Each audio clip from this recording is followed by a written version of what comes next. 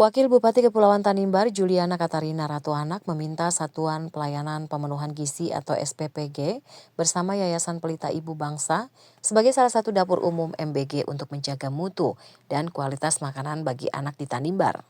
Ia menegaskan, pemeriksaan penyediaan serta penyajian makanan harus dalam kondisi bersih dan sehat. Para tenaga penyaji harus memenuhi standar yang telah ditentukan. Mereka harus dikontrol oleh Dinas Kesehatan serta Lokapom Tanimbar. Juliana Katarina Ratuanak, Wakil Bupati KKT berharap program MBG dapat berjalan dengan baik demi mendorong pemenuhan gizi bagi anak-anak di Kabupaten Kepulauan Tanimbar. Saya ingin memberi perhatian khusus kepada pengelola SPPG, Yayasan Pelita Ibu Bangsa. Yang pertama, kami mohon untuk mutu dari makanan ini dijaga. Bergizi, beragam, berimbang, dan aman. Itu yang penting. Banyak kali sudah disiapkan bergizi oke, beragam oke, bervariasi setiap harinya sehingga anak tidak bosan dan juga aman, dan banyak kali yang terlewatkan ini aman.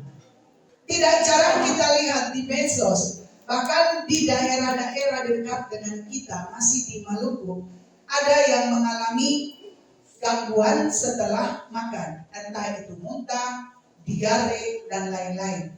Untuk itu, pemeriksaan, penjagaan, penyajian harus dalam kondisi bersih dan juga sehat.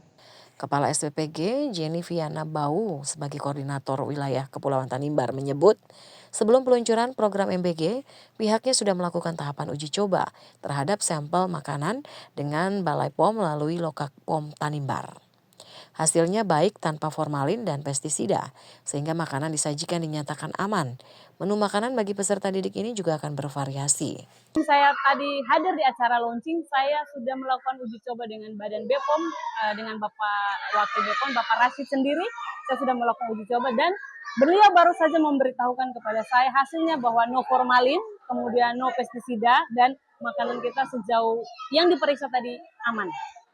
Kita hari-hari berikutnya kita mungkin susu itu belum ada seperti itu. Kalau untuk susu itu kita jadwalkan kan 1 minggu 3 kali.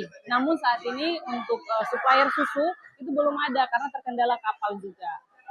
Dari Samlaki, Kepulauan Tanimbar, kontributor TVRI Redemptor Resi melaporkan.